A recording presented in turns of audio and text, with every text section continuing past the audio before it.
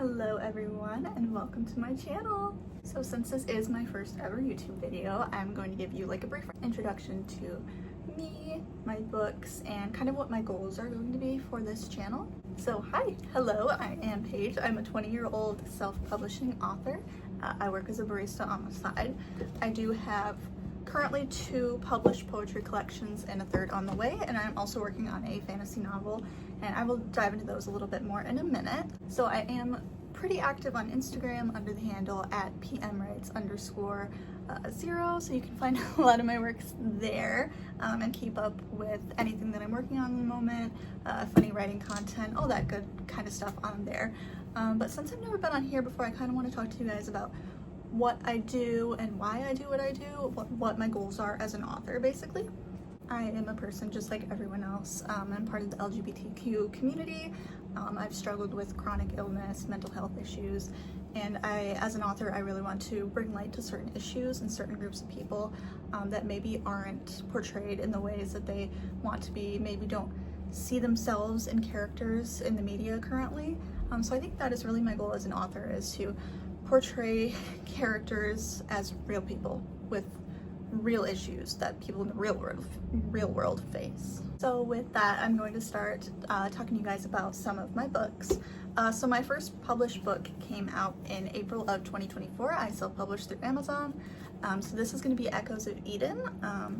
This book is about like the beauty and the hardship of sapphic love in the modern world, is essentially what the blurb is for it. So this book kind of covers everything from being young and having like sapphic crushes, growing up sapphic and not realizing that you were part of the LGBT community. Then it kind of cuts to realizing you are queer, part of that community, and how that affects a person. It touches on like the beauty of loving women, how awesome girls are. It talks about homophobia, how that can weigh down on a person, and it also ends with being proud of your identity. So it touches on all the great things about being queer, but it also brings up hardships. My second publication came in at June of 2024. So this one is called Behind These Eyes. It is about all kinds of mental illnesses and how living with that specific mental illness affects a person. And so this one was all about kind of raising awareness for people who live with mental illness. It touches on everything from illnesses that a lot of us deal with, depression, anxiety, and then it goes a little bit deeper into like OCD and intrusive thoughts. It goes into PTSD, borderline personality disorder, bipolar disorder, eating disorders, body image. It goes into self-harm and suicide. It goes into like the social stigma of having a mental illness and what that means for the person with the mental illness, how that affects them even more. And then it also goes into advocation. So like what we should know about these people and like how they're coping with these illnesses, what we can do to help them, that kind of thing. So that is Behind These Eyes. Here's the back for you. But yeah, this one's about 236 pages-ish.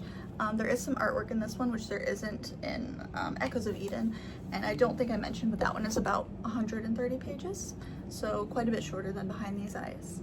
My 3rd poetry collection is not actually out at the time that I'm filming this video, so I have a proof copy of Chronically Me, which is going to be my chronic illness poetry collection.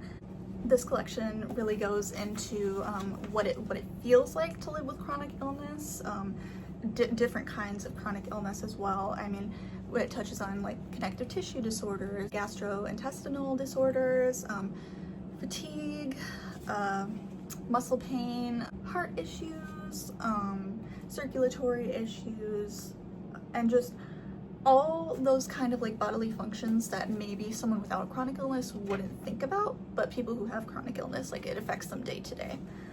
It also talks about growing up with a chronic illness and not realizing that you're sick, but knowing that you're different from other people. It talks about like the mental strain of having a chronic illness, which again, people who don't have a chronic illness might not understand that, hey, yes, this is a physical issue, but on top of that, there is also that mental strain, which can cause like mental health disorders to go on top of it. It also touches on like the denial of having an illness and the fact that you basically have to like rebuild your life around this new body that you have.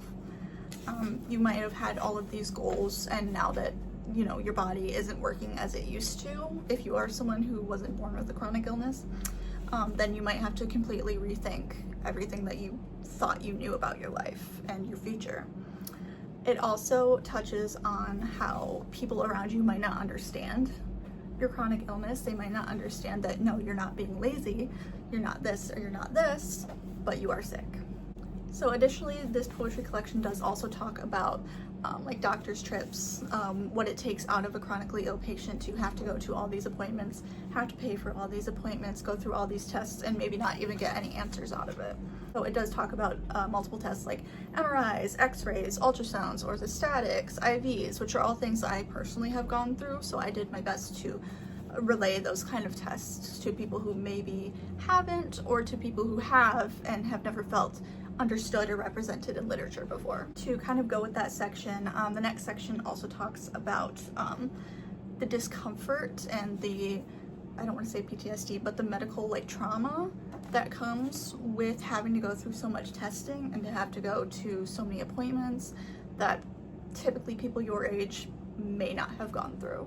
And finally, it does also touch on when you are diagnosed with an illness and what that means to a person, the highs and the lows that come with it. So yeah, that is Chronically Me. This cover will be changing because it's a proof copy, but the main image should be the same. So there you have it.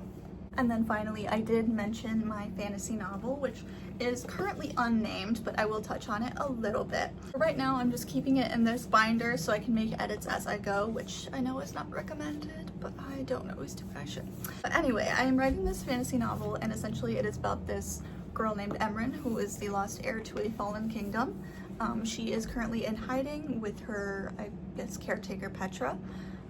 And she is being hunted down by the king's men who want to, she's not exactly sure yet. She doesn't know if they want to kill her or use her for her power. All she knows is that she is essentially the most hated person in her world right now, because there is like this stereotype for necromancers, which is the power she holds, you know, being someone that raises the dead. That's not like a typical, oh, this is a good you know, like a good power. This world has already been destroyed by a necromancer, and there is this misplaced trust and mistrust for necromancers. So essentially the book is going to be following Emryn in her journey to rebuild both herself and her kingdom with an entire world basically that is against her. So this fantasy novel is still in drafting stages. I think I've redrafted this about 15 times at this point. So we will see when the actual publication comes out. I don't think I mentioned for Chronically Me, but that will be coming out either late this August or early September, so quite soon. Yeah, that was my introduction to my books.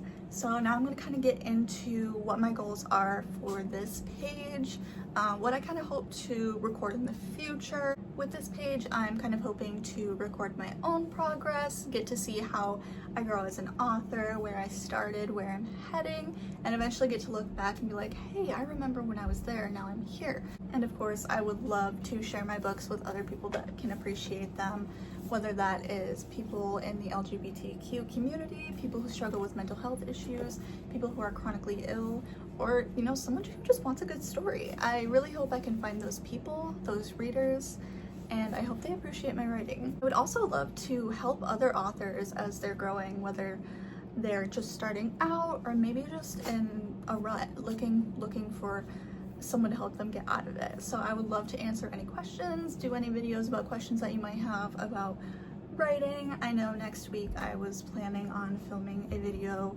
on my own writing process, and maybe that could help someone else. But yeah, if you guys have any ideas for future videos or questions that you would like answered, feel free to comment below. I will look at those and I will definitely make a video for you guys. Thank you so much, guys, for tuning into my first video. I hope you liked it, and I hope you decide to stick around.